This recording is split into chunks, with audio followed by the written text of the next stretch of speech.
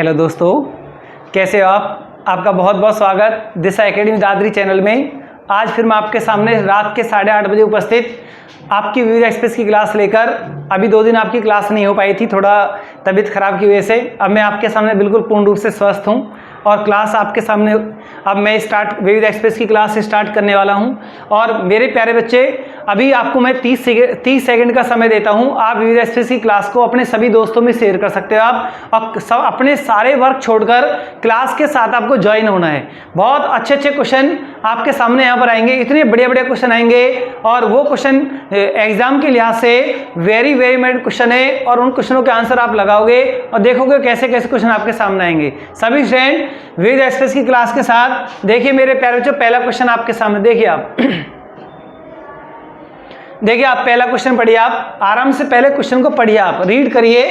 कच्चे इस्पात के उत्पादन में भारत विश्व में कौन से स्थान पर है? तो मेरे प्यारे बच्चों स्पीड के साथ कमेंट्स में लगाएं कौन सा आंसर आपका बिल्कुल राइट आएगा। देखिए आप स्पीड के साथ लगाएं,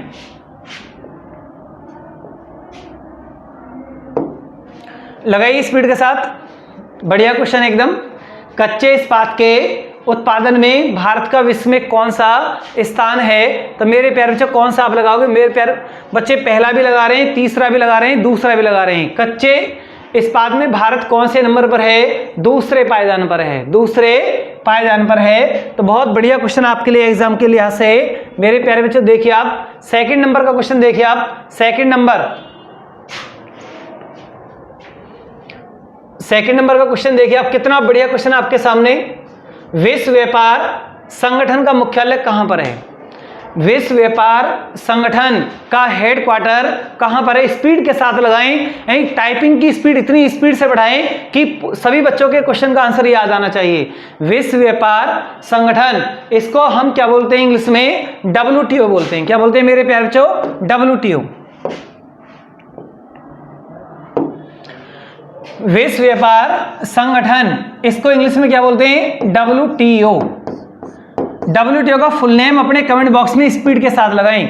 WTO का फुल नेम क्या है? World trade organization. World trade organization. अब यहां पर क्वेश्चन ये है WTO का हेडक्वार्टर कहां पर है? इसका मुख्यालय मेरे प्यारे बच्चों कहां पर है? WTO का हेडक्वार्टर अपने कमेंट बॉक्स में स्पीड के साथ लगाएं। और ये ऐसे संगठन के क्वेश्चन आपके गलत नहीं होने चाहिए, और ये बड़े सदाबहार क्वेश्चन होते हैं और एग्जाम में बहुत ज्यादा बार पूछे जाते हैं। इसका हेडक्वार्टर मेरे प्यारे बच्चों कहां पर है? जेनेवा में। कहां पर? जेनेवा। और जेनेवा कौन से देश में है? स्विट्जरलैंड। WTO का full name world trade organization. WTO का गठन मेरे प्यारे बच्चों कौन सी सन में है? 1995 में है। 1995 में WTO का गठन है। WTO का गठन 1995 में है। और WTO के वर्तमान महानिदेशक कौन है? रॉबर्ट एजे वेडो है। और इसका हेडक्वार्टर बहुत बच्चों ने बिल्कुल थर्ड ऑप्शन बिल्कुल सही लगाया। क्या है इसका हेडक्वार्टर? कहां पर है? जेनेवा। मैंने आपको यह मुख्यालय लिख दिया है, ये मुख्यालय यहाँ पर जेनेवा। क्लियर? तो मेरे प्यारे बच्चों ये क्वेश्चन आपके लिए बहुत इंपॉर्टेंट क्वेश्चन है, बहुत वेरी वेरी इंपॉर्टेंट क्वेश्चन, और एग्जाम में ज्यादातर ये आता है। एक क्वेश्चन इसमें मैं आपको और दूंगा। WTO में वर्तमान कुल देश कितने हैं? वर्तमान इसके मेंबर 164 हैं, और 164वां देश, इसका 164वां देश कौन सा है? अपने कमेंट बॉक्स में स्पीड के साथ लगाएं। WTO का 164वां देश मेरे प्यारे बच्चों कौन सा है? अपने कमेंट बॉक्स में स्पीड के साथ इसका आंसर लगाएं। बहुत ही बढ़िया क्वेश्चन है आपके सामने।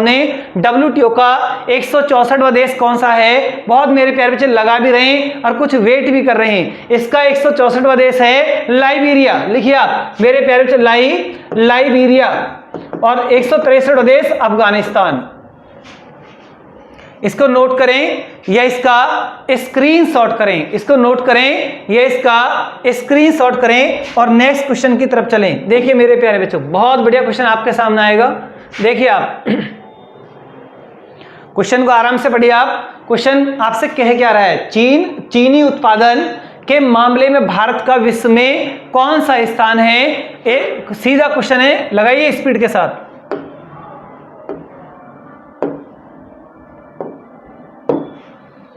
लगे चीनी उत्पादन के मामले में भारत का विश्व में कौन सा स्थान है? पहला, दूसरा, तीसरा, चौथा। तो बहुत मेरे प्यारे बच्चे लगा रहे हैं, पहला भी लगा रहे हैं, दूसरा भी लगा रहे हैं, तीसरा भी लगा रहे हैं, लेकिन मोस्टली कौन सा ज्यादा लगा रहे हैं? दूसरा। चीनी उत्पादन में भारत का स्थान कौन सा है? दूसरा है। और पहला कौन से देश का आता है? अपने कमेंट बॉक्स में स्पीड के साथ लगाएं। यही आपकी क्लास एनालिसिस क्लास है। देखिए मेरे प्यारे बच्चों, पढ़िए आप क्वेश्चन को, बहुत बढ़िया क्वेश्चन आपके सामने आया है। इतना बढ़िया क्वेश्चन है, बहुत ही बढ़िया, और एग्जाम में ज्यादातर क्वेश्चन घूमता रहता है। और स्पीड के साथ लगाना कमेंट बॉक्स में इसका आंसर आएगा क्या।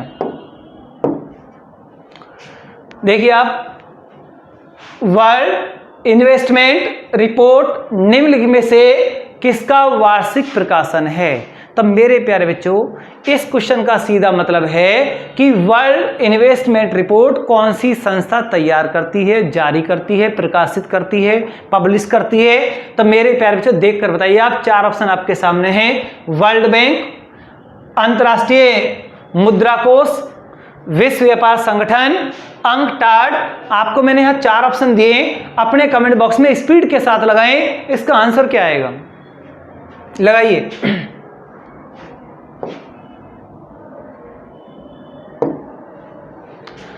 बहुत बच्चे अंतर्राष्ट्रीय मुद्रा कोष भी लगा रहे हैं, विश्व व्यापार संगठन भी लगा रहे हैं, लेकिन गलत है। तो मेरे प्यारे बच्चों, इसका सही आंसर है UNCTAD. UNCTAD, United nation conference trade on tariff and development, ये इसका फुल नेम है। और यही संस्था, इसको हिंदी में बोलते हैं विश्व निवेश रिपोर्ट। विश्व निवेश रिपोर्ट भारत में कौन सी संस्था तैयार करती है? वर्ल्ड इन्वेस्टमेंट को हिंदी में क्या बोलते हैं? विश्व निवेश रिपोर्ट। अब और इनके बारे में तो कुछ आपको बताना है नहीं, क्योंकि ऑलरेडी अभी आपने ये सब कुछ पढ़ रखा है। तो मेरे प्यारे बच्चों, नेक्स्ट क्वेश्चन देखिए आप, नेक्स्ट क्वेश्चन देखिए आप। देखिए कितना बढ़िया क्वेश्चन आपके सामने है। प्यारे बच्चों देखिए आप, पहले क्वेश्चन को आराम से पढ़िए। आप क्वेश्चन को आराम से पढ़िए, जल्दी कहीं की भी नहीं है। क्लियर? आराम से क्वेश्चन को पढ़िए आप। वर्ल्ड इकोनॉमिक आउटलुक शीर्षक से रिपोर्ट किस अंतर्राष्ट्रीय संस्था द्वारा तैयार की जाती है? इस क्वेश्चन का मेरे प्यारे बच्चे आंसर क्या आएगा? वर्ल्ड इकोनॉमिक आउटलुक शीर्षक से रिपोर्ट किस अंतर्राष्ट्रीय संस्था द्वारा तैयार की जाती है? नहीं, तैयार की जाती है। तो मेरे प्यारे बच्चे, इसका आंसर क्या आएगा? लगाइए स्पीड के साथ, अंतर्राष्ट्रीय मुद्रा कोष।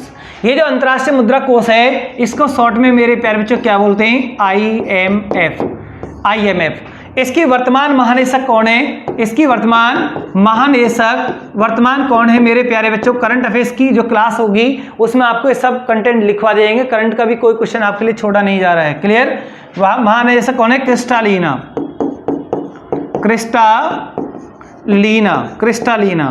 IMF का हेडक्वार्टर कहां पर है? वॉशिंगटन DC में है।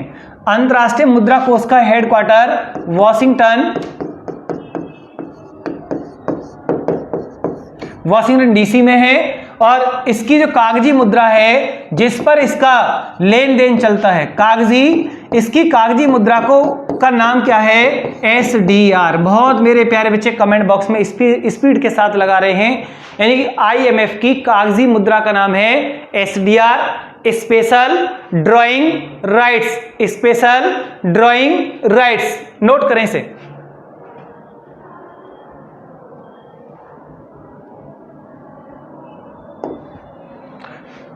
चलिए मेरे प्यारे बच्चों, नेक्स्ट क्वेश्चन देखिए आप। कितना बढ़िया क्वेश्चन आपके सामने। देखिए आप, कुछ क्वेश्चन देखिए आप पहली बार आपके सामने आते हैं।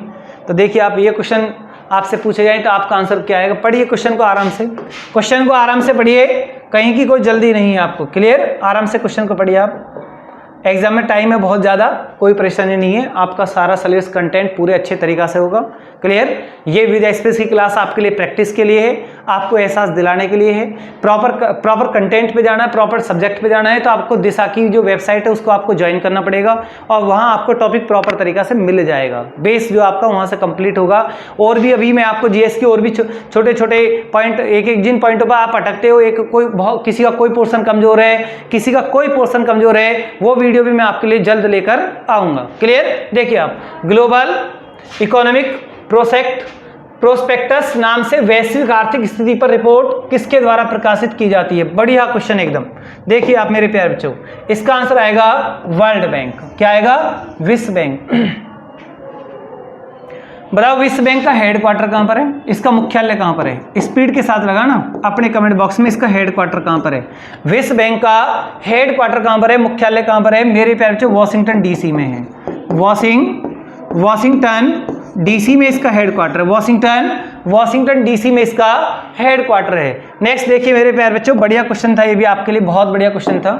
आगे देखिए आप क्वेश्चन नंबर 6, कितना बढ़िया क्वेश्चन आपके सामने आया है। स्विट्जरलैंड स्थित इंस्टीट्यूट फॉर मैनेजमेंट डेवलपमेंट की वार्षिक 2020 की वर्ल्ड कॉम्पिटिटिवनेस रिपोर्ट भारत सहित कुल 63 देशों के लिए कॉम्पिटिटिवनेस रैंकिंग प्रदान की गई है। इसमें भारत को कौन सा स्थान प्रदान किया गया है? मेरे प्यारे बच्चों, अगर आपने करंट में ये पॉइंट पढ़ रखा है तो स्पीड के साथ लगाएं। आप इसका आंसर क्या लगा सकते हैं? बहुत बच्चे फर्स्ट, सेकंड, थर्ड, फोर्थ लगा रहे हैं, सब अलग अलग लगा रहे हैं, लेकिन इसमें आएगा आपका 43वां स्थान। कौन सा स्थान? 43वां स्थान। देखिए मेरे प्यारे बच्चों, आप इसका नोट करें या इसका स्क्रीनशॉट करें और नेक्स्ट क्वेश्चन की तरफ चले। करंट का ये आपके लिए क्वेश्चन है, इसमें कुछ ज्यादा समझाना नहीं है।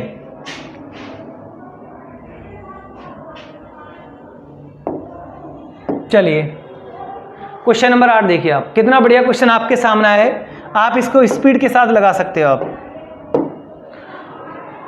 भारतीय रिजर्व बैंक के डिप्टी गवर्नर के कुल कितने पद हैं? कुल कितने पद हैं? 4 3 2 1। 4 3 2 1। तो मेरे प्यारे बच्चे क्या लगाओगे आप? 4।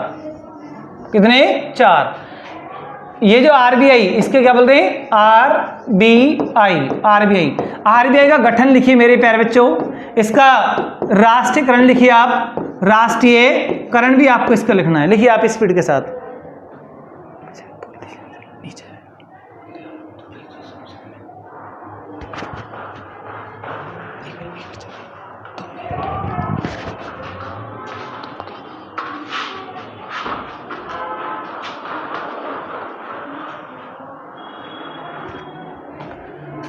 हाँ तो बताइए मेरे प्यारे बच्चों, आरबीआई का गठन कब हुआ है? 1 अप्रैल 1935। राष्ट्रीयकरण 1 जनवरी 1949। तो मेरे प्यारे बच्चों एक ऐसे सदाबहार क्वेश्चन है जो एग्जाम में बार बार घूमते रहते हैं। तो मेरे प्यारे बच्चों आपके ऐसे क्वेश्चन एग्जाम में गलत नहीं होने चाहिए। क्लियर?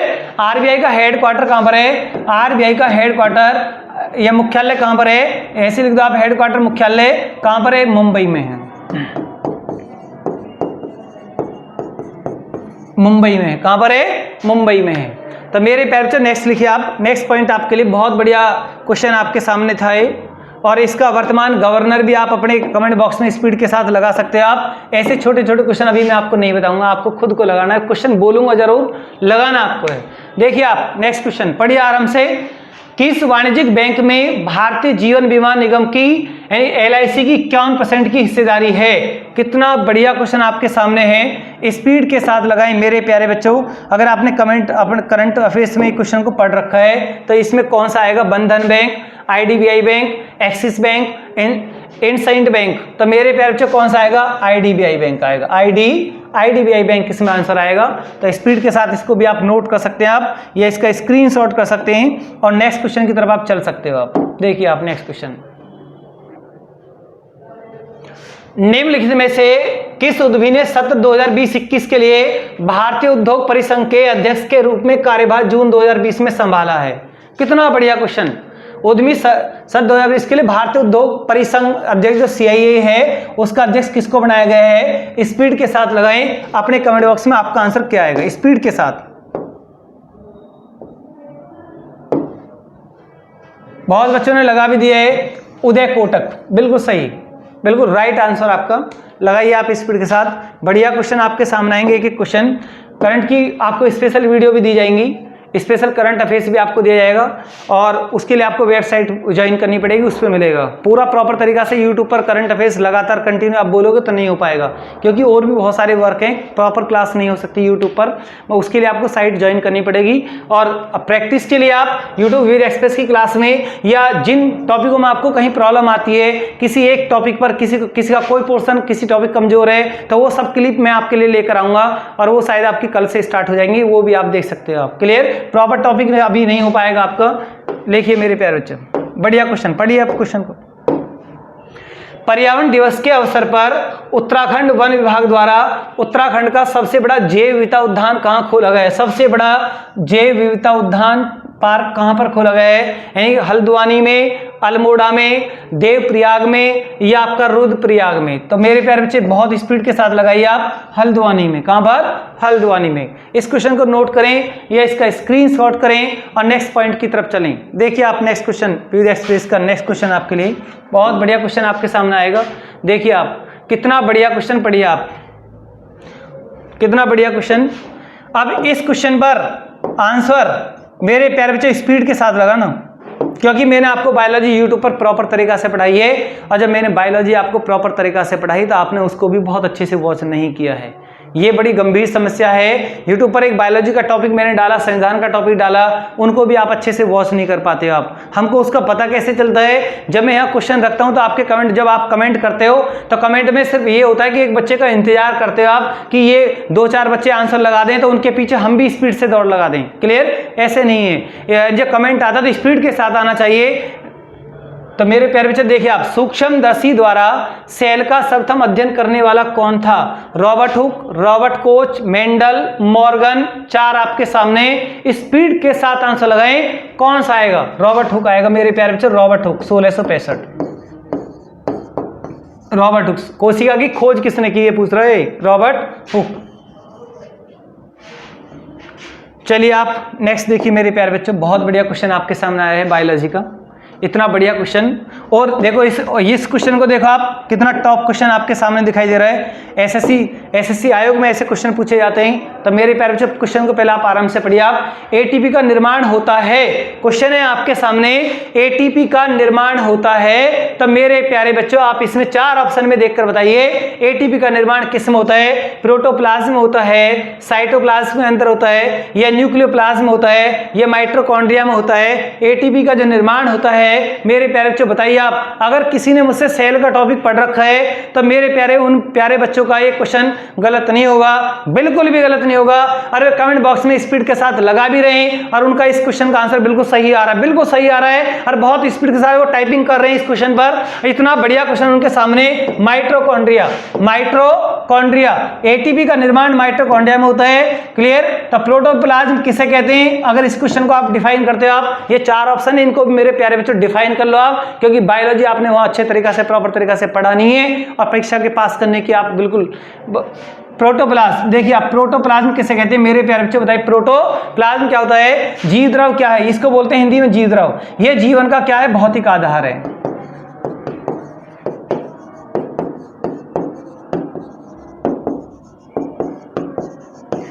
जीवन का भौतिक आधार क्या कहलाता है? प्रोटोप्लाज्म कहलाता है। ये क्या मेरे प्यारे बच्चों? ये न्यूक्लियोप्लाज्म है, ये केंद्रक द्रव कहलाता है। क्या कहलाता है? केंद्रक द्रव। केंद्रक के अंदर जो पदार्थ भरा होता है उसी को न्यूक्लियोप्लाज्म कहते हैं। ये साइटोप्लाज्म है, ये कोशिका द्रव कहलाता है। कोशिका के अंदर जो द्रव पदार्थ होता है, कोशिका के द्रव्य को क्या कहते हैं? यानी कि साइटोप्लाज्म कहते हैं। क्या कहते हैं? साइटोप्लाज्म कहते हैं। वहां पर आप टॉपिक पढ़ोगे तो वहां पर सारे कंटेंट डले हुए हैं, बायोलॉजी का एक एक कंटेंट वहां डला हुआ है। लेकिन मेरे प्यारे बच्चों अगर टॉपिक को प्रॉपर तरीका से पढ़ लोगे तो आपका कोई भी क्वेश्चन गलत नहीं होगा। दिल्ली पुलिस में 60 नंबर की जीएस है, दिल्ली पुलिस में 60 नंबर की जीएस है, और भी बहुत सारे एग्जाम आते हैं जिनमें 50-50 नंबर की जीएस होती है। तो आपके ऐसे क्वेश्चन कहीं गलत नहीं होंगे अगर आपने टॉपिक को बेस को अच्छे टॉपिक वाइज पढ़ रखा है। अगर आपने किसी सब्जेक्ट को टॉपिक वाइज नहीं पढ़ रखा है तो यानी कि आप परीक्षा से बहुत दूर चले जाओगे, परीक्षा को पास नहीं कर पाओगे। डग्गा मार, वन लाइनर इस तरह से पढ़ के आप परीक्षा को पास नहीं कर सकते, क्योंकि परीक्षा में भीड़ है, कंटेंट है। और अब आयोग ने ये जो बोर्ड आप एग्जाम लेते हैं, जो पेपर बनाते हैं, उन्होंने पेपरों के ट्रेंड भी बदले हुए हैं। क्लियर? तो वो सिर्फ ऐसा क्वेश्चन उठाकर रखते हैं, जो बच्चा जीके पढ़ का है उसकी परीक्षा पास नहीं होती है, जो बच्चा जीएस पढ़ता है उसकी परीक्षा पास होती है। जनरल स्टडी, सामान्य अध्ययन, हर सब्जेक्ट का हमें प्रॉपर तरीका से अध्ययन करना है। ये गवर्नमेंट ने बिल्कुल अपने सिलेबस में दे रखा है कि जीएस का मतलब जनरल स्टडी, सामान्य अध्ययन। अगर हम सब्जेक्ट का सामान्य अध्ययन करेंगे, उसको प्रॉपर तरीके से उसकी स्टडी करेंगे, तभी हम ऐसे क्वेश्चन को पकड़ पाएंगे। क्लियर? डायरेक्ट इतना कहां तक रट्टा लगाओगे आप? रट्टा नहीं लगाना है, टॉपिक को समझ के पढ़ना है, हमेशा आगे तक लॉन्ग टाइम तक याद रहेगा और आपका क्वेश्चन गलत नहीं होगा। क्लियर? देखिए मेरे प्यारे बच्चों, नेक्स्ट क्वेश्चन, कितना बढ़िया क्वेश्चन, कोशिका में केंद्रक की खोज किसने की है? कितना बढ़िया क्वेश्चन है। इस क्वेश्चन का आंसर स्पीड के साथ लगाएं और कोई भी ये ना कहे कि इस क्वेश्चन का आंसर हम पे नहीं आता, क्योंकि हमने आपकी बायोलॉजी की क्लास नहीं की थी। हमने आपकी बायोलॉजी की क्लास नहीं की थी, हम पे ये क्वेश्चन नहीं आते। क्लियर? तो मोस्टली मैंने आपको 2-3 महीने पहले ही बायोलॉजी कंप्लीट करा दी थी और यूट्यूब पर पूरा कंटेंट डला हुआ है, प्रॉपर टॉपिक पढ़ा हुआ है, प्रॉपर चिल्लाते हो, मैंने बायोलॉजी वहां आपको पढ़ा दी थी। क्लियर? तो मेरे प्यारे बच्चे देखिए आप, कोशिका में केंद्रक की खोज किसने की? स्पीड के साथ बहुत बच्चे लगा भी रहे हैं, आंसर बिल्कुल सही लगा रहे हैं, रॉबर्ट ब्राउन इसका आंसर आएगा। नोट करें इसको या इसका स्क्रीनशॉट करें और मेरे प्यारे बच्चों नेक्स्ट क्वेश्चन की तरफ चलें। नेक्स्ट क्वेश्चन देखिए आप, कोशिका में स्वश्वसन का स्थान क्या है? कोशिका में स्वश्वसन का स्थान क्या है? बहुत बढ़िया क्वेश्चन आपके सामने, लगाओ स्पीड के साथ, पूरे जोर शोर के साथ लगाइए, इसका आंसर क्या आएगा? लगाइए स्पीड के साथ।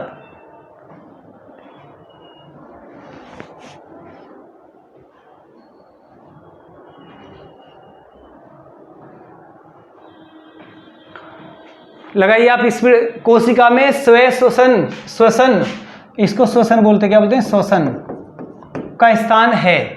कितना बढ़िया क्वेश्चन आपके सामने आया है, इतना बढ़िया क्वेश्चन आया है। तो बहुत मेरे प्यारे बच्चों जिन्होंने बायोलॉजी को प्रॉपर तरीका से पढ़ रखा है, उनका ये क्वेश्चन गलत नहीं हो रहा है, और उन मेरे प्यारे बच्चों ने क्वेश्चन का आंसर बिल्कुल सही लगा दिया है। और उन्हें बिल्कुल क्या लगाना है इसमें? माइटोकॉन्ड्रिया लगाना है। क्वेश्चन की थोड़ी सी लैंग्वेज को उसने हल्का सा घुमा दिया है, क्वेश्चन वही है।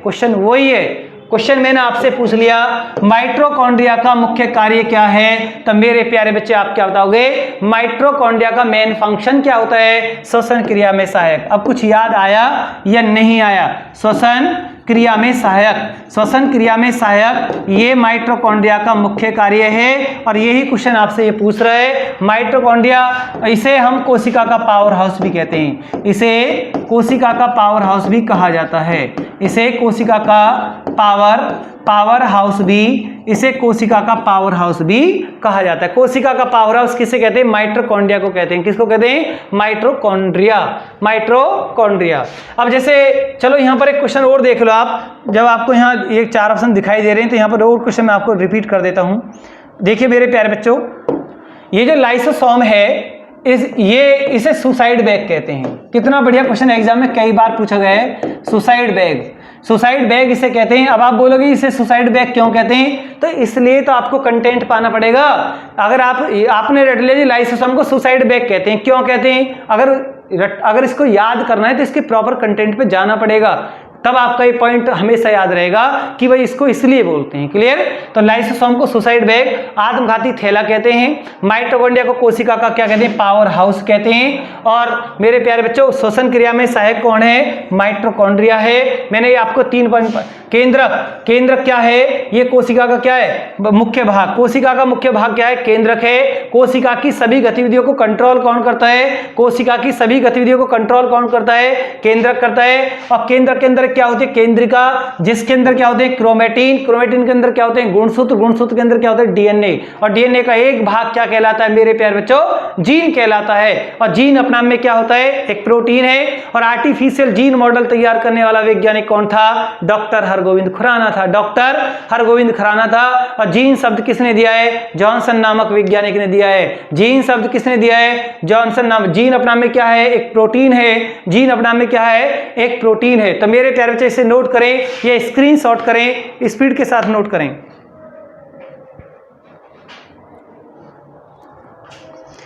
चलिए मेरे प्यारे बच्चों नेक्स्ट पॉइंट आपके लिए देखो, बहुत बढ़िया पॉइंट आएगा। देखो आप, कितना बढ़िया क्वेश्चन आपके सामने। अर्धसूत्री विभाजन के खोजकर्ता कौन थे? स्पीड के साथ अपने कमेंट बॉक्स में लगाएं। अर्धसूत्री विभाजन के खोजकर्ता कौन थे? स्पीड के साथ लगाएं। Porter, Kolliker, Morgan, Harvey. Speed के साथ लगाएं मेरे प्यारे बच्चों। क्या आएगा? स्पीड के साथ इसका आंसर लगाइए आप। क्या इसका आंसर आएगा? बहुत बच्चे स्पीड के साथ लगा रहे हैं। जो अर्धसूत्री विभाजन के जनक कौन है? कॉलिकर। कौन थे? कॉलिकर। स्पीड के साथ लगाएं। क्वेश्चन इसमें ज्यादा कुछ समझाना नहीं है। आगे देखिए आप, नेक्स्ट देखिए मेरे प्यारे बच्चों, नेक्स्ट पॉइंट आपके लिए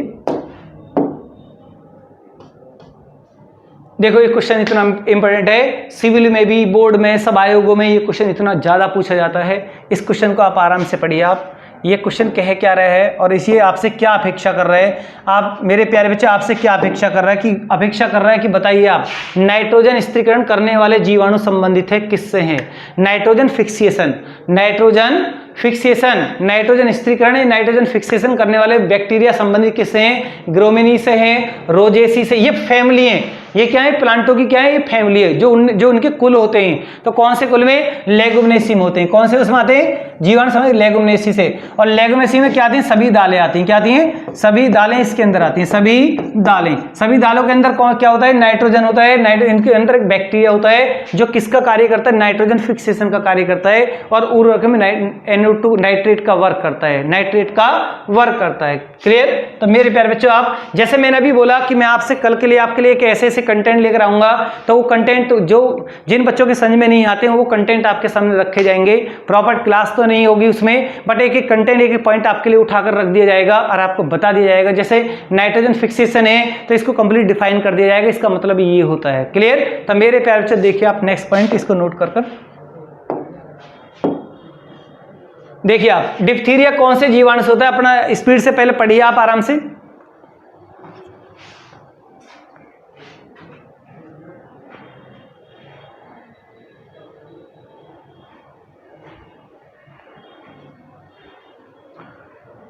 बहुत मेरे प्यारे बच्चे लगा रहे हैं स्पीड के साथ। डिप्थीरिया कौन से बैक्टीरिया से होता है, बढ़िया क्वेश्चन आपके सामने, देख के लगाइए। लगा सकते हो आप, इतनी बड़ी कोई बात नहीं है कि आप इसको नहीं लगा सकते। आप मेरे प्यारे बच्चे लगा सकते हो आप। डिप्थीरिया देखिए आप, डिप्थीरिया कौन से जीवाणु से, बैक्टीरिया से होता है। तो मेरे प्यारे बच्चों स्पीड के साथ लगा सकते हैं आप डिप्लोकोकस। क्या लगाओगे आप, डिप्लोकोकस नाम के बैक्टीरिया से डिप्थीरिया रोग होता है। क्लियर। अब जैसे आपने विब्रियो देखा है तो विब्रियो से क्या होता है, हेजा होता है। क्या होता है, हेजा रोग होता है। बाकी आगे देखिए आप, बहुत बढ़िया बढ़िया क्वेश्चन आपके सामने।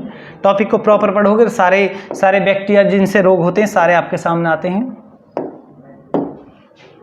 देखिए आप, दूध में किण्वन के लिए जिम्मेदार बैक्टीरिया कौन सा है। तो मेरे प्यारे बच्चों स्पीड के साथ, ऐसे क्वेश्चन को तो आप स्पीड के साथ आंसर लगा सकते हैं। आप टाइपिंग करें स्पीड के साथ, किसका आंसर क्या आएगा। दूध में फर्मेंटेशन के लिए जिम्मेदार बैक्टीरिया कौन सा है, हे बेसिलस, एजिटोबैक्टर, नाइट्रोसोमोना, ये लैक्टोबैसिलस। तो लैक्टोबैसिलस मेरे प्यारे बच्चों क्या आएगा, लैक्टोबैसिलस। स्पीड के साथ लगाएं इसको आप, लैक्टोबैसिलस स्पीड के साथ नोट करें आप। और नेक्स्ट क्वेश्चन की तरफ चलें। ये एनालिसिस क्लास है, एक्सप्रेस क्लास है, थोड़ी फास्ट ही होती है। क्वेश्चन इसमें बहुत सारे आते हैं। जीवाणु की कोशिका भित्ति बनी होती है। पहले क्वेश्चन को पढ़ें, आराम से लगाएं, बिल्कुल आराम से लगाइए। बहुत मेरे प्यारे बच्चे ऐसे क्वेश्चन का आंसर बहुत स्पीड के साथ लगा रहे हैं। और बहुत बच्चे इसमें आंसर जो लगा रहे हैं 3rd नंबर भी लगा रहे हैं, सेलुलोज। लेकिन इसमें जीवाणु की सेल पूछी जा रही है तो इसमें काइटिन आता है। क्या आता है, काइटिन आता है। कवक पूछता तब भी क्या आती, काइटिन आती। क्या आती, काइटिन। तो मेरे प्यारे बच्चे इसमें आंसर क्या आएगा, काइटिन। और सभी पौधों की सेल वॉल किसकी बनी थी, ये क्वेश्चन भी आप नोट कर लो आप। सभी पौधों की सेल वॉल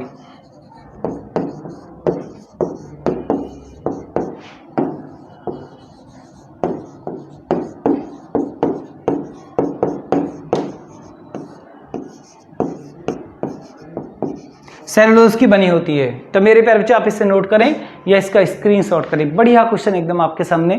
बायोलॉजी पढ़ाई वहाँ पर भी सारे कंटेंट लिखे हुए हैं। जिन बच्चों ने, मेरे प्यारे बच्चों ने उसके नोट्स बना रखे हैं वो वहाँ से उनको इसको अच्छे से याद कर सकते हैं। एक एक कंटेंट वहाँ पर लिखा हुआ है। और जिन मेरे प्यारे बच्चे को अच्छे, बायोलॉजी थोड़ा सा कमज़ोर टॉपिक है, साइंस थोड़ा नहीं हो पा रहा है, तो उसे दिशा की वेबसाइट पर दिशा की साइट पर आना पड़ेगा और कोर्स को परचेज करना पड़ेगा, तब आपका वो सब कंप्लीट होगा। देखिए मेरे प्यारे बच्चों, आप हाइड्रेट आयरन ऑक्साइड के कारण मिट्टी का रंग कैसा हो जाता है। कितना बढ़िया क्वेश्चन आपके सामने। आप मेरे प्यारे बच्चे आप इसको लगा सकते हो आप, लाल आएगा। इसमें क्या आएगा, लाल। लगाइए आप स्पीड के साथ। इसमें कौन सा कलर हो जाएगा, रेड हो जाएगा मेरे प्यारे बच्चे। कौन सा, रेड। लगाइए स्पीड के साथ। बढ़िया क्वेश्चन।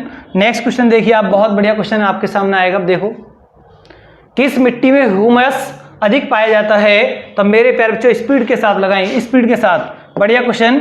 जल्दबाजी नहीं करनी, पहले क्वेश्चन को पढ़ना है और आराम से आपको लगाना है। देखिए आप कौन सा इसका बिल्कुल आंसर सही आएगा और स्पीड के साथ लगाना आप। इसमें पॉडजोल मिट्टी आएगी। कौन सी मिट्टी आएगी? पॉडजोल मिट्टी उसे बोलते हैं जिसके ह्यूमस की मात्रा सबसे ज्यादा होती है। क्लियर? इसको नोट करें या इसका स्क्रीनशॉट करें और नेक्स्ट क्वेश्चन की तरफ चलें।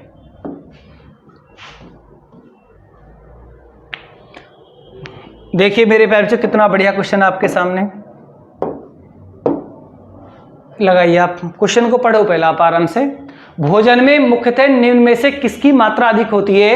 ग्लूकोज की होती है, सुक्रोज की होती है, सेलुलोज की होती है, कार्बोहाइड्रेट्स की होती है। तो भोजन में मुख्यतः मेरे प्यारे बच्चों कार्बोहाइड्रेट्स की मात्रा ज़्यादा होती है। और सबसे ज़्यादा एनर्जी किसके अंदर पाई जाती है?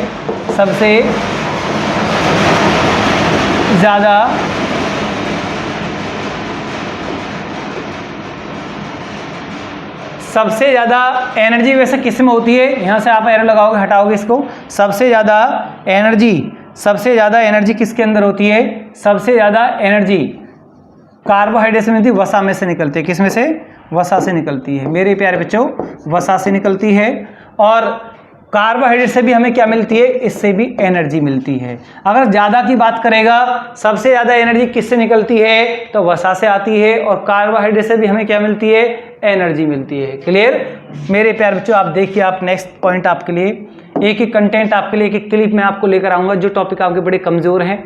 जैसे कोई भी साइंस का टॉपिक है, ज्योग्राफी का टॉपिक है, जैसे किसी पर अक्षांश देशांतर रेखा नहीं आती है, टाइम काउंट करना नहीं आता है, या पृथ्वी की संरचना के बारे में नहीं पता है, भूकंप के बारे में नहीं पता, चक्रवात क्या होता है, साइक्लोन एंटी साइक्लोन क्या होते हैं, ज्वार भाटा आने की कंडीशन किस तरह से ज्वार भाटे आते हैं, कोई भी टॉपिक है, ये संविधान में किसी पर प्रधानमंत्री के बारे में नहीं पता है, संसद के बारे में नहीं पता है, तो एक एक क्लिप अच्छे अच्छे कंटेंट आपके सामने आएंगे, उनको आप अच्छे से वॉच कर सकते हो आप। अगर आप बोलो कि यूट्यूब पर प्रॉपर क्लास एक एक सब्जेक्ट की इतने सारे सब्जेक्ट होते हैं, वो इम्पॉसिबल है। कोई भी यूट्यूब पर प्रॉपर क्लास नहीं होती है, यूट्यूब पर प्रॉपर क्लास नहीं होती है, उसके लिए बहुत टाइम चाहिए। तो इसलिए उसको अगर आपको पूरा प्रॉपर क्लास करना है तो आपको दिशा की वेबसाइट ज्वाइन करनी पड़ेगी। वहां पर आपको सारा कंटेंट मिलेगा, बिल्कुल सारा, निश्चिंत रहिए, पूरा मिलेगा। और रात 8:30 बजे आपकी विजय क्लास आपके सामने आती है। देखिए आप, विटामिन सी का प्रमुख कार्य क्या होता है? कितना बढ़िया क्वेश्चन आपके सामने देख कर बताइए। बहुत मेरे प्यारे बच्चों ने बिल्कुल क्वेश्चन का आंसर सही लगाया है और स्पीड के साथ लगा रहे हैं। विटामिन सी का प्रमुख कार्य क्या है? रक्त अल्पता के उपचार में, हड्डियों के दृढ़ीकरण में, या श्वसन में, या घाव भरने में। बहुत बच्चों ने बिल्कुल लगा दिया है, घाव भरने में विटामिन सी सहायक है। और विटामिन सी का रासायनिक नाम क्या है? विटामिन सी का रासायनिक नाम क्या है? तो मेरे प्यारे बच्चों, विटामिन सी का रासायनिक नाम क्या है? लगा सकते हैं आप। इसका रासायनिक नाम क्या है? Ascorbic acid. एस्कॉर्बिक एसिड, ये इसका रासायनिक नाम है। विटामिन सी की कमी से कौन सा रोग होता है? इसकी कमी से हमारी बॉडी में कमी से रोग कौन सा हो जाता है? तो मेरे प्यारे बच्चे, छोटे छोटे पॉइंट आपने सब पढ़ रखे हैं। विटामिन सी की कमी से कौन सा रोग होता है? स्कर्वी रोग होता है। कौन सा रोग होता है? स्कर्वी रोग होता है, या स्कर्वी रोग होता है। इस स्कर्वी रोग एक त्वचा रोग होता है, इसमें हमारे मसूड़ों में सूजन आ जाती है। नेक्स्ट देखिए मेरे प्यारे बच्चों, आप इसको पहले नोट करें, आराम से नोट करें, बिल्कुल आराम से।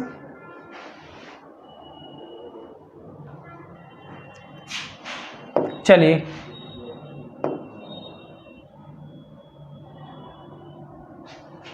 देखिए, आप क्वेश्चन को आराम से पढ़िए। आप, कितना बढ़िया क्वेश्चन आपके सामने आ रहा है। देखिए मेरे प्यारे बच्चों, देखिए आप, मनुष्य के ब्लड में उपस्थित सामान्य शर्करा होती है। मनुष्य के रक्त में उपस्थित सामान्य शर्करा होती है लैक्टोज, ग्लूकोज, सुक्रोज और गैलेक्टोज। तो मेरे प्यारे बच्चों, इसमें आंसर आपका क्या आएगा? यानी ग्लूकोज। क्या आएगा? ग्लूकोज। सिंपल क्वेश्चन है, देखकर आप लगाइए बिल्कुल स्पीड के साथ। अब कोई बोले कि मुझे शर्करा के बारे में, इनके बारे में नहीं पता है, तब मेरे प्यारे बच्चों, यही तो मैं बार बार आपसे कह रहा हूं कि आपके लिए आपको प्रॉपर कंटेंट बेस पर आना पड़ेगा, टॉपिक पर आना पड़ेगा, तब ये पॉइंट क्लियर होगा। क्लियर? तो इसीलिए मैं आपके लिए विद स्पेस की क्लास लेकर आता हूं। जिन बच्चों ने सब कुछ पढ़ रखा है, उन्हें ये नहीं कि बस शर्करा का नहीं पता, इसका नहीं पता, अगर मैं इनके बारे में यहाँ पर डिफाइन करूँगा, मैं डिफाइन कर दूंगा, बट और जो क्वेश्चन है वो रह जाएंगे, फिर विद एक्सप्रेस क्लास नहीं होगी। फिर तो ये क्लास ऐसी होगी जो टॉपिक, जो एक क्वेश्चन रख दिया उस पर ही पूरा डिस्कस हो रहा है, उसी के ऊपर पूरी क्लास खत्म हो गई है। तो ये टाइम आपका विद एक्सप्रेस की क्लास का है प्रैक्टिस के लिए। और बाकी अगर आपको हर सब्जेक्ट का कंटेंट लेना है, टॉपिक को प्रॉपर तरीका से पढ़ना है, तो आप दिशा की वेबसाइट पर जाइए और वहां पर आपका 1 सवा 1.5 महीने में आपका कंप्लीट पूरा कोर्स कंप्लीट आपके कोर्स पर, आपके वेबसाइट पर डाल दिया जाएगा। और वहां पर 17 तारीख से बराबर वो कोर्स को डाला जा रहा है और स्पीड के साथ बढ़िया तरीका से डाला जा रहा है। आप उस साइट को भी आप ज्वाइन कर सकते हो आप। और अगर आप किसी और अच्छे वैसे समय का इंतजार कर रहे हो आप, तो इंतजार नहीं करना है। इंतजार करोगे तो इंतजार में आपके एग्जाम की डेट आ जाएगी, और एग्जाम की डेट आ जाएगी फिर कुछ नहीं होने वाला, न कुछ याद होगा। एग्जाम के टाइम कुछ याद करने की कोशिश करोगे तो वो भी आप भूलोगे। आप मैंने आपसे पहले भी मैंने आपको 3 या 4 महीने पहले बताया था, अगर आपको कोई भी तैयारी करनी है तो उसके लिए अपनी बहुत बड़ी प्री प्लानिंग होनी चाहिए। एक सबसे बड़ी बात, अपने अंदर विश्वास होना चाहिए। जिस स्टूडेंट के अंदर कोई विश्वास नहीं है, धैर्य नहीं है, या अपनी पढ़ाई के प्रति रेगुलरिटी नहीं है, 8-10 घंटे की स्टडी नहीं कर रहा है, तो मेरे प्यारे बच्चों वो बिल्कुल वर्दी की तरफ ध्यान भी न दें, भूल जाएं वो तो। अगर 10-12 घंटे स्टडी नहीं कर रहे हैं, अपने अंदर विश्वास नहीं है, एक ट्रैक पर रह के तैयारी नहीं कर रहे हैं, उनके लिए बड़ी मुश्किल है। क्लियर? जो बच्चे इधर उधर से अपना माइंड डाइवर्ट भी कर रहे हैं, मेटेरियल को बहुत ज्यादा इकट्ठा कर रहे हैं, यहाँ से भी लिया उधर से भी लिया, ये भी किया वो भी किया, उनकी परीक्षा बिल्कुल भी पास नहीं होगी, ये बिल्कुल मैं आपसे श्योर कहता हूँ। क्लियर? आप देख लेना आप इस बात को। जो बच्चे एक ही ट्रैक पर रह के तैयारी करते हैं और एक ही ट्रैक पर एक ही मेथड से क्लास को करते हैं और उन्हें कहीं कोई प्रॉब्लम नहीं है, और जो कुछ और समय का इंतजार कर रहे हैं कि लॉकडाउन हट जाए, ऑफलाइन क्लास हो जाए, तो वो बिल्कुल इंतजार करना छोड़ दें, क्योंकि सितंबर बिल्कुल बंद है, कहीं कुछ भी नहीं है। तैयारी करनी है आपको ऑनलाइन क्लास के अंदर भी। ऑनलाइन क्लास भी आपके दिशा के प्लेटफॉर्म जो मिल रही है, साइट पर भी जो क्लास मिल रही है आपको, बिल्कुल इस तरह से क्लास मिल रही है जैसा आप ऑफलाइन पढ़ते हैं, उससे भी बेटर वो आपको क्लास मिल रही है। आप उस क्लास को वॉच करें। जो बच्चे साइट पर पढ़ते हैं उनसे आप पूछ सकते हो आप कि साइट पर आपको किस तरह से कंटेंट डाला जा रहा है, और वो कंटेंट डालने के बाद उनमें से भी हम आप यहाँ पर प्रैक्टिस के क्वेश्चन रखते हैं और वो बच्चे स्पीड के साथ उन क्वेश्चन का आंसर लगाते भी हैं। क्लियर? तो मेरे प्यारे बच्चों देखिए आप नेक्स्ट क्वेश्चन देखिए, आप बहुत बढ़िया क्वेश्चन आपके सामने आएगा। देखिए आप देखते जाएगा, आपको पता नहीं चलेगा, वेट करते रह जाओगे, अब पूरा सिलेबस वहाँ डाल दिया जाएगा। अगर आप फिर जब उसको परचेज करोगे तो उस टाइम सिलेबस आपके सामने बहुत सारी वीडियो, बहुत सारे कंटेंट वहाँ दिखाई देंगे, तो वहाँ टाइम के टाइम वो आपके याद भी नहीं होंगे। इसीलिए मैं बार बार बोलता हूँ कि आपको कंटेंट के लिए वेबसाइट पर जाना पड़ेगा और प्रैक्टिस के लिए विद एक्सप्रेस की क्लास होगी। और जो कुछ पॉइंट होते हैं जिन पर वो हर सब्जेक्ट के जो पॉइंट होते हैं, जो हम बच्चों को समस्या होती है, किसी का कोई पोर्सन कमजोर है, किसी का कोई पॉइंट कमजोर है। एक बच्चा ये कहता है कि मैंने कभी जीवन में कितनी बार सब्जेक्ट को पढ़ लिया, मेरे समझ में ये पॉइंट नहीं आते, मेरी समझ में राष्ट्रीय आय नहीं आती, मेरे समझ में जीडीपी नहीं आती, मेरे समझ में पूंजीवाद अर्थव्यवस्था नहीं आती। इसका मतलब क्या होता है? मेरी समझ में विमुद्रीकरण नहीं आता, मेरे समझ में और जो भी इकोनॉमिक्स के वर्ड हैं, कोई बैंकिंग नहीं आती, और आज तक मैंने इनको इतनी बार पढ़ा, मेरी समझ में नहीं आता। इसका मतलब क्या है? क्लियर? तो वे कंटेंट, वो क्लिप मैं आपके लिए कल से लेकर आऊंगा, एक एक दो कंटेंट आपको बीच में वीडियो मिलती रहेंगी, उनको आप वॉच करते रहना। बहुत से बच्चे कहते हैं मुझे ये नहीं पता कि भारत में कौन आया, कब गया, ये सन याद नहीं होती, ये पुनर्जागरण याद नहीं होता, ये 57 के विद्रोह के बारे में नहीं पता। तो एक एक पॉइंट, एक एक इस तरह से मैं आपको कंटेंट लेकर आऊंगा, वहां पर उनको अच्छे से वॉच कर लेना आप। लेकिन आप बोलो कि पूरे इतिहास को यूट्यूब पर कंटेंट प्रॉपर डाल दो, आप नहीं डाल सकता, क्योंकि कोर्स बहुत ज्यादा है और हमें वेबसाइट पर भी पूरा वर्क करना पड़ रहा है, तो इसलिए वहां पर यूट्यूब पर नहीं हो सकता। क्लियर? होगा जब कोई एग्जाम नहीं होगा। अब एग्जाम नजदीक है तो हमें उन बच्चों के लिए पूरा कंटेंट डालना पड़ रहा है। तो मैं आपसे भी रिक्वेस्ट करता हूं, अनुरोध करता हूं, आप किसी और समय का इंतजार ना करें और अपनी साइट को ज्वाइन करें। अपनी दिशा प्लेटफॉर्म जहां से आप पहले से पढ़ते आ रहे हैं, आप अपनी साइट को ज्वाइन करें और अपने कोर्स को अच्छे से करें, अपनी जॉब लें, अपनी वर्दी लें और अपने जीवन को अच्छा बनाएं। क्लियर? तो मेरा कहना सिर्फ आपसे ये है कि अपने माइंड को डाइवर्ट ना करें। क्लियर? देखिए आप लगाइए, आप मक्का किस जलवायु की फसल है? तो कितना बढ़िया क्वेश्चन आपके सामने। मक्का किस जलवायु की फसल है? शीतोष्ण कटिबंध, शीत कटिबंध, उष्ण कटिबंध, नम उष्ण तथा शीतोष्ण कटिबंध। चलो मैंने तो आंसर लगा दिया, आपने भी लगा दिया, नंबर 2 आ रहा है। अब आप बोलोगे इन चारों को डिफाइन करो, शीतोष्ण क्या होता है, शीत क्या होता है। तो मेरे प्यारे बच्चों, जब वर्ल्ड ज्योग्राफी पढ़ोगे तो उसमें जब मैं मैप बनाऊंगा तो ये सब सारे सब ट्रॉपिकल रीजन जितने भी है, ये सब आपको बताए जाएंगे। इनका मतलब क्या होता है, इनका अर्थ क्या होता है। इसे बोलते हैं बेस कंटेंट। इस बेस पर, उस कंटेंट पर पर आपको आना पड़ेगा, जिससे कि आपके कोई भी क्वेश्चन सिर में दर्द ना करे। क्लियर? तो मेरा सिर्फ आपसे अनुरोध ये है कि कंपटीशन बढ़ता जा रहा है, भीड़ है, बहुत फॉर्म गए हुए हैं, वैकेंसी कम है, तो मेरे प्यारे बच्चे जो बच्चा पढ़ेगा वो इसमें बाजी मारेगा। पढ़ने का भी एक सही डायरेक्शन होता है, अगर सही डायरेक्शन में आप नहीं पढ़ पाए तो प्रॉब्लम आपके सामने आएगी। पढ़ तो सभी रहे, आप भी अपने माइंड में इस बात को सोच रहे होंगे कि पढ़ तो सर जी हम भी रहे, पढ़ सब रहे, लेकिन किस दिशा में पढ़ रहे हैं, किस डायरेक्शन में, किस ट्रैक पर रहकर पढ़ रहे हैं, वो आप किस तरह से पढ़ रहे हो, इस बारे में मुझे बिल्कुल नॉलेज नहीं हो पा रही है आपके बारे में कि किस तरह से आप अपने आप को निखार पा रहे हो आप, और परीक्षा को कैसे पास कर रहे हो आप। क्लियर? वेरी स्पेसिफिक क्लास, ये आपकी एनालिसिस क्लास है। पढ़ रहे हो तो आप इसको बताइए कि इन चारों का मतलब क्या होता है। जिन बच्चों को इनका मतलब पता है, समझो वो सही दिशा में चल रहे हैं। क्लियर? देखिए आप नेक्स्ट बढ़िया क्वेश्चन देखिए, आप मिला हुआ, आप मैच कीजिए, आप स्पीड के साथ मैच करो। आप अगर आप सही दिशा में पढ़ रहे हो तो कितने बच्चों के आंसर आएंगे, तो मैच करिए आप कौन सा इसमें बिल्कुल राइट है। तो मेरे पैर से जो स्पीड के साथ लगाएं, इसका आंसर क्या आएगा? बलुआ पत्थर का संबंध किससे है? बलुआ पत्थर का संबंध किससे है? मेरे प्यारे बच्चों स्पीड के साथ लगाएं। बलुआ पत्थर सेल का संबंध किससे है? जैसे बलुआ पत्थर बहुत स्पीड के साथ बच्चे लगा रहे हैं, इसमें देखना आप, बलुआ पत्थर का संबंध क्वार्टर इससे है, सेल का संबंध स्लेट से है, कोयला का संबंध ग्रेफाइट से है, और स्लेट का यहाँ पर मतलब फाइलाइट से है। देखिए मेरे प्यारे बच्चों इसमें कौन सा ऑप्शन बिल्कुल राइट आ रहा है, देख कर बताइए आप। बलुआ पत्थर कहाँ आया? 3 पर आया। 3 कौन कौन से में? 3 इसमें है और इसमें है। 4 से और 1 से आपका कोई मतलब नहीं है। क्लियर? क्योंकि 3 पहले इसमें आ गया। इसके बाद कोयला देखो 3 का कितना आएगा इसमें, यहाँ पर 3 का 1 आएगा। 3 के बाद 1 कौन से मारा है? देखिए आप 3 4। 3 कोयला का संबंध ग्रेफाइट से है, कोयला का संबंध ग्रेफाइट से है, तो इसका मतलब ये कहाँ आएगा? इसको आप देख कर बताइए, स्पीड से लगाएं, इनमें कौन सा बिल्कुल राइट आएगा स्पीड के साथ।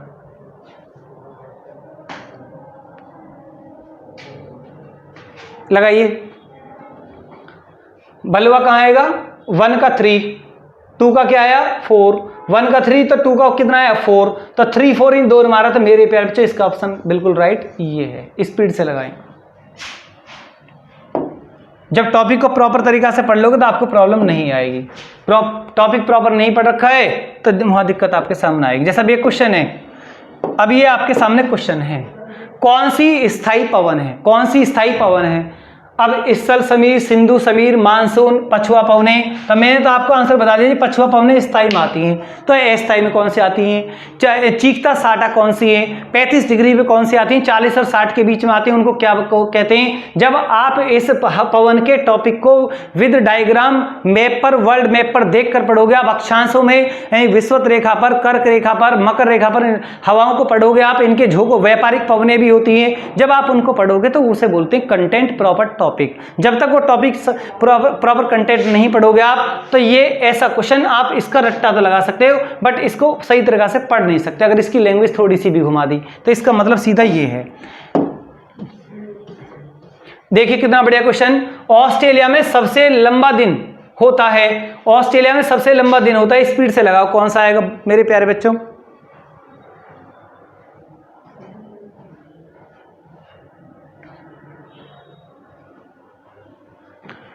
ठीक है, लगा रहे हैं बहुत बच्चे, इस क्वेश्चन को बहुत बढ़िया तरीका से लगा रहे हैं।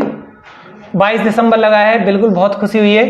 22 दिसंबर ऑस्ट्रेलिया में दिन बड़ा 22 दिसंबर को होता है, तब मेरे प्यारे बच्चों 22 दिसंबर को ही ऑस्ट्रेलिया में दिन बड़ा क्यों होता है, इसका रीजन क्या है? अब इस रीजन की तरफ जाओगे तो पूरी बात वहीं आएगी निकल कर कि आपको टॉपिक के कंटेंट पर जाना पड़ेगा।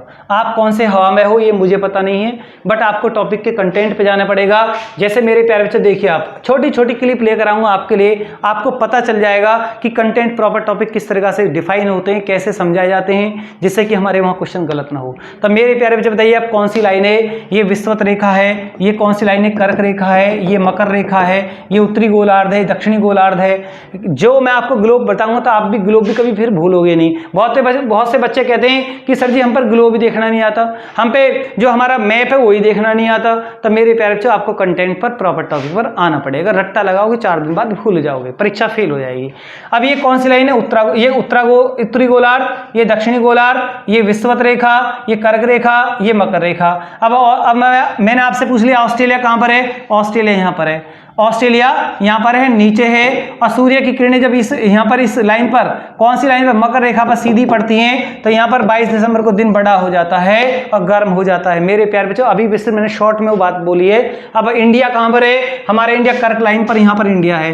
ये ईस्ट है, ये वेस्ट है, ये नॉर्थ है, ये साउथ है। क्लियर? बात करेंगे जब आपका इंडिया और वर्ल्ड ज्योग्राफी दिशा की वेबसाइट पर कंटेंट चलेगा, प्रॉपर चलेगा, वहां पर भी चलेगा, और जो डेली नई नई क्लिप लेकर आऊंगा उसमें भी ये पॉइंट चलेगा, बट प्रॉपर नहीं चलेगा। उसमें पॉइंट बदल दिए जाएंगे कि भाई आज इसके बारे में डिस्कस होगा, आज इसके बारे में डिस्कस होगा। लेकिन एग्जाम है तो उसके लिए आपको साइट पर आना पड़ेगा, वहां प्रॉपर तरीका से आपके लिए पूरा सिलेबस डाला जा रहा है। आप उसको ज्वाइन कीजिए, आगे बढ़िए। आप नेक्स्ट लिखिए।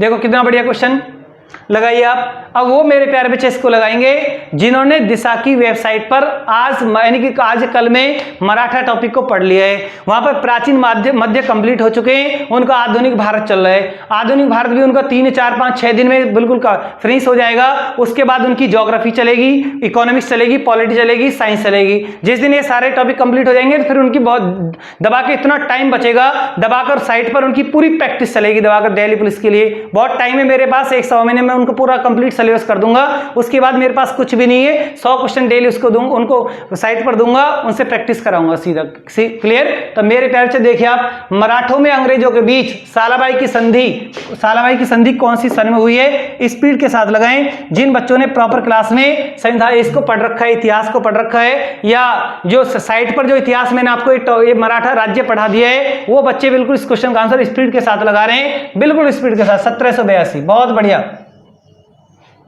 1782 सालाबाई की संधि 1782 में हुई है। आपसे पूछ लिया जाए कि कौन से आंग्ल मराठा युद्ध में यह संधि हुई है, कौन से आंग्ल मराठा युद्ध के दौरान यह संधि हुई है, अब आप यहां गोल हो जाओगे कि जो हमने तो आंग्ल मराठा युद्ध तीनों पढ़े ही नहीं है। तो जब भी आपसे बोला जा रहा है कि कंटेंट के लिए, प्रॉपर टॉपिक के लिए सिलेबस ज्यादा होता है, तो उसके लिए आपको साइट ज्वाइन करनी होती है, वहां प्रॉपर सिलेबस डाला जा रहा है बराबर रेगुलरिटी से। और यूट्यूब पर पूरे सिलेबस नहीं होते हैं, कोई भी यूट्यूब पर पूरा सिलेबस इस तरह से नहीं कराता, नहीं होगा कि टाइम भी नहीं होता है। साइट पर किसी बच्चे ने कोर्स को परचेज किया है, अपने कोर्स का पैसा दिया है, तो वहां पर पूरी टीम मेहनत करती है, उनके लिए पूरा सिलेबस वहां पर डालती है। क्लियर? अपलोड करती है। देखिए मेरे प्यारे बच्चों, शिवाजी ने छत्रपति की उपाधि कब धारण की? बताओ मेरे प्यारे बच्चे, जिन्होंने साइट पर इतिहास पढ़ लिया या ऑफलाइन क्लास में लॉकडाउन से पहले इतिहास पढ़ा है मुझसे, उनका ऐसे क्वेश्चन गलत नहीं होंगे। स्पीड के साथ लगाएं, क्वेश्चन का आंसर स्पीड के साथ लगाएं। शिवाजी ने छत्रपति की उपाधि कब धारण की? कितना बढ़िया क्वेश्चन है, और एग्जाम में कितनी बार ये क्वेश्चन आपसे पूछा गया है। ये नहीं कि क्लास के अंदर आए, नमस्ते किया, 5 मिनट क्लास देगी, आप चल दिए, ऐसे क्लासेस नहीं होती हैं, और ऐसे ही ना परीक्षा पास होती है। क्लियर? 1674 1680 में शिवाजी की क्या है? मृत्यु है, और 1674 में उसका राज तिलक है, और छत्रपति की उपाधि धारण, राज तिलक भी इसका 1674 में है। जब इसका राज तिलक हुआ तभी इसने ये उपाधि धारण की, और राज तिलक इसका किसके द्वारा हुआ? काशी के प्रसिद्ध विद्वान गंगा भट्ट के द्वारा। काशी के प्रसिद्ध विद्वान, इसका राज तिलक करने वाला कौन था? काशी के प्रसिद्ध विद्वान। एक एक कंटेंट आपको बताया जाएगा। काशी के प्रसिद्ध विद्वान गंगा भट्ट के द्वारा, गंगा भट्ट द्वारा। तो मेरे प्यारे बच्चों, एक एक क्वेश्चन आपके लिए इंपॉर्टेंट है। और कहां पर इसका राज तिलक? रायगढ़ में इसका राज तिलक हुआ। कहां पर? रायगढ़ नामक, रायगढ़ स्थान पूछ लेता है, और आपसे किसने किया है वो पूछ लेता है, कौन सी सन में हुआ है, छत्रपति भी उपाधि तभी धारण की। कितना बढ़िया कंटेंट आपके सामने रखा हुआ है, और एग्जाम में इतनी बार पूछा जा रहा है। जब आप शिवाजी टॉपिक को अच्छे से पढ़ के जाओगे तो मेरे प्यारे बच्चों, शिवाजी का कोई क्वेश्चन गलत नहीं होगा। जब मराठा पूरे राज्य को पढ़ लोगे तो आपके कोई सभी, ना बाजीराव फर्स्ट गलत होगा, ना सेकंड गलत होगा, ना बालाजी बाजीराव गलत होगा, ना बालाजी विश्वनाथ गलत होगा, ना पालखेड़ा का युद्ध गलत होगा, ना मुंशी शिवगांव की संधि गलत होगी, ना मराठों का दक्षिण भारत पर परचम लहराया कौन सी संधि के बाद लहराया, ना आपका वो गलत होगा, ना आपके ये गलत होगा कि किस पेशवा को नाना साहब बोला गया है, किस पेशवा को नाना साहब कहा जाता है, बालाजी बाजीराव को नाना साहब कहा जाता है, संगोला की संधि कब हुई। तब मेरे प्यारे जो कंटेंट टॉपिक पर आपको आना पड़ेगा, तब आपका कोई मराठा टॉपिक का आपका क्वेश्चन गलत नहीं होगा। ये बिल्कुल मैंने सत्य बोला है, और सत्य बिल्कुल है। देखिए नेक्स्ट 31, 32 क्वेश्चन देखिए आप। वैश्विक भूख सूचकांक जारी किसके द्वारा? ये आपको संस्था बतानी है। बहुत बढ़िया क्वेश्चन आपके सामने है। वैश्विक भूख सूचकांक, जो भूख का हंगर इंडेक्स जो सूची है इसे कौन सी संस्था तैयार करती है? तो मेरे प्यारे बच्चों 4 ऑप्शन में देखकर बताइए वो कौन सी संस्था है जो भूख की सूची को जारी करती है। सिर्फ आपसे संस्था पूछी जा रही है। 4 ऑप्शन आपके सामने है, यानी कि अंतरराष्ट्रीय खाद्य नीति अनुसंधान संस्थान, WHO या FAO food and agriculture organization, UNO united nation organization. मेरे प्यारे बच्चों स्पीड के साथ इस क्वेश्चन का आंसर आना चाहिए। इसका आंसर आएगा क्या? इन 3 में से आएगा या पहला आएगा? स्पीड से लगाइए आप टाइपिंग, अंतरराष्ट्रीय खाद्य नीति अनुसंधान संस्थान। अब यहां पर ये 3 लिखे हुए, इनके हेडक्वार्टर लिखूंगा मैं आपके लिए। WHO का हेडक्वार्टर कहां पर है? जेनेवा में है। WHO बहुत ज्यादा चर्चा में, कोरोना की वजह से WHO बहुत चर्चा में है। वर्ल्ड हेल्थ ऑर्गेनाइजेशन, इसके वर्तमान महानिदेशक कौन है? वर्तमान डॉक्टर टेड्रोस इसके वर्तमान महानिदेशक है। और FAO का हेडक्वार्टर कहां पर है? रोम में है। और UNO का हेडक्वार्टर कहां पर है? न्यूयॉर्क में है। अगर UNO का फुल कंटेंट पे जाना है, FAO पे जाना है, WHO पे जाना है, तो मेरे प्यारे बच्चे इनको पढ़ना पड़ेगा, प्रॉपर तरीका से पढ़ना पड़ेगा। एग्जाम गवर्नमेंट आपको इस तरीका से जॉब नहीं देती कि आप गए आप सीधे चले गए। गवर्नमेंट ने अपना जो सिलेबस रख रखा है, अगर आप उस सिलेबस के अकॉर्डिंग टॉपिक वाइज नहीं पढ़ के जाओगे तो परीक्षा में आप जैसे ही बैठोगे 10 मिनट बाद ही फेल हो जाओगे आप। क्यों? क्योंकि हर क्वेश्चन पे, हर बुकलेट में, यानी बुकलेट के हर पेज पर 2 क्वेश्चन गलत होंगे तो आप बाहर हो जाओगे। बिल्कुल सत्य है। देखिए आप, मुलिंगा लोदर्रा भारत के कौन से राज्य में है? तो मेरे प्यारे बच्चों स्पीड के साथ लगाएं। कितना बढ़िया क्वेश्चन आपके सामने आए। शायद मैंने आपको पहले भी विद एक्सप्रेस की क्लास में पहले भी ये क्वेश्चन दिया होगा। मुलिंगा लोदर्रा स्थित कहां पर है? तो स्पीड के साथ लगाएं। मेरे प्यारे बच्चों उत्तराखंड में। कहां पर है? उत्तराखंड में है। उत्तराखंड का एक क्वेश्चन और दे रहा हूं मैं आपको। जिम कॉर्बेट राष्ट्रीय उद्यान भारत के कौन से राज्य में? जिम कॉर्बेट लिख दिया ऐसे ही क्योंकि मेरे प्यारे सभी बच्चों के याद है, तो इसे रिमाइंड के लिए लिख दिया है। जिम कॉर्बेट राष्ट्रीय उद्यान भारत के कौन से राज्य में है? ये आपका उत्तराखंड में है। और रिकॉर्ड क्वेश्चन इसके लिए है कि भारत का सबसे पहला नेशनल पार्क कौन सा है? भारत का सबसे पहला नेशनल पार्क कौन सा है? जिम कॉर्बेट राष्ट्रीय उद्यान। मेरे प्यारे बच्चों आप इसे नोट करें या इसका स्क्रीनशॉट करें और नेक्स्ट पॉइंट की तरफ चलें। बढ़िया क्वेश्चन आपके सामने देखिए आप। बुक्सा बाघ परियोजना कहां पर स्थित है? देखकर आराम से लगाइए आप। बुक्सा बाघ परियोजना भारत के कौन से राज्य में है? स्पीड के साथ लगाएं अपने कमेंट बॉक्स में, बहुत स्पीड के साथ लगाएं। ये बुक्सा बाघ परियोजना कहां पर है? ये आपके वेस्ट बंगाल में है। कहां पर है मेरे प्यारे बच्चों? वेस्ट बंगाल में है। कहां पर है? वेस्ट बंगाल में है। और इसके बाद नेक्स्ट क्वेश्चन देखिए आप। बढ़िया क्वेश्चन आपके सामने, चलो नोट करिए आप इसको अच्छे से।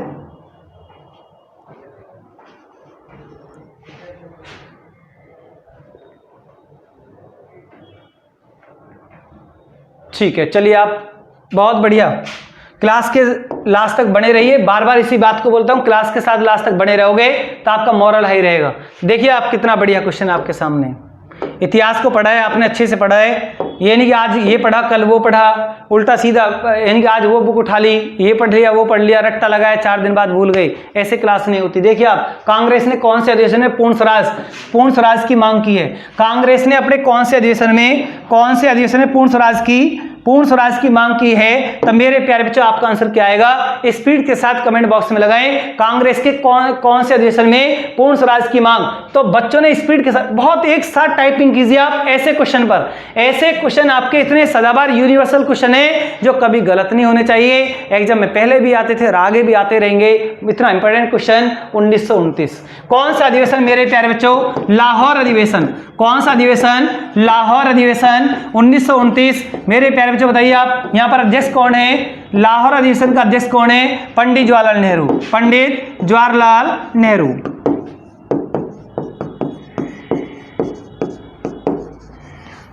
कांग्रेस के कौन से अधिवेशन में पूर्ण स्वराज की मांग 1929 में हुई है? 1929 लगाइए आप, इसको नोट कीजिए।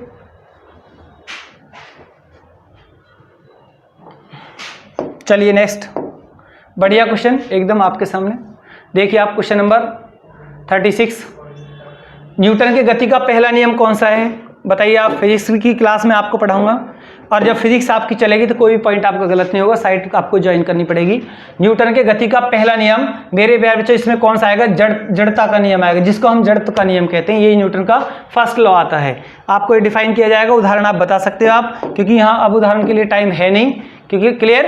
तो मेरे प्यारे बच्चों देखिए आप नेक्स्ट पॉइंट आपके लिए, ये आपके लिए क्वेश्चन है, देखिए आप सही मिलान करना आपको, इसका सही मिलान कीजिए मेरे प्यारे बच्चों। देखिए आप सही मिलान कीजिए, बढ़िया क्वेश्चन आपके सामने, एकदम बढ़िया क्वेश्चन, करिए मिलान आराम से, टाइम है आपके पास।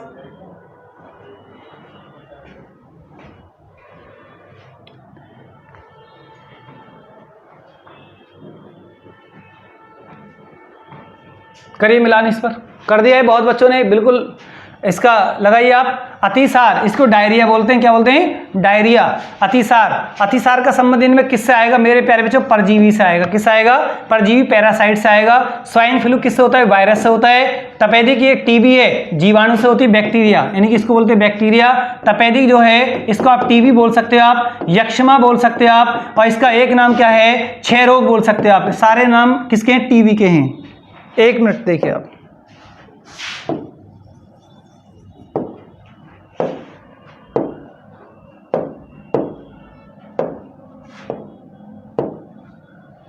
इसका क्षय रोग भी इसे बोलते हैं, क्षय रोग भी इसे ही कहते हैं, क्लियर। और मधुमेह, डायबिटीज, डायबिटीज कैसा रोग है, आनुवंशिक विकार, आनुवंशिक विकार रोग है। और कौन, मधुमेह जो रोग होता है किसकी कमी से होता है, इंसुलिन की कमी से होता है। इंसुलिन की कमी से कौन सा रोग होता है, इंसुलिन की कमी से कौन सा रोग होता है, डायबिटीज, मधुमेह रोग होता है। इंसुलिन का मुख्य कार्य क्या होता है। जिन मेरे प्यारे बच्चों ने मुझसे कंटेंट पूरा प्रॉपर टॉपिक पढ़ा है, ऐसे क्वेश्चन मेरे प्यारे बच्चों के गलत नहीं हो सकते। इंसुलिन का कार्य होता है ग्लूकोज का कंट्रोल, बॉडी के अंदर, ब्लड के अंदर ग्लूकोज को कंट्रोल करना होता है। इंसुलिन खोज किसने की है, बेंटिंग ने की है। तो मेरे प्यारे बच्चे आप इसे नोट करें या इसका स्क्रीनशॉट करें। और अगर आज आपको ये विद्या एक्सप्रेस की क्लास पसंद आई है तब आप मेरे इस चैनल को लाइक कीजिए, शेयर कीजिए। धन्यवाद, गुड नाइट।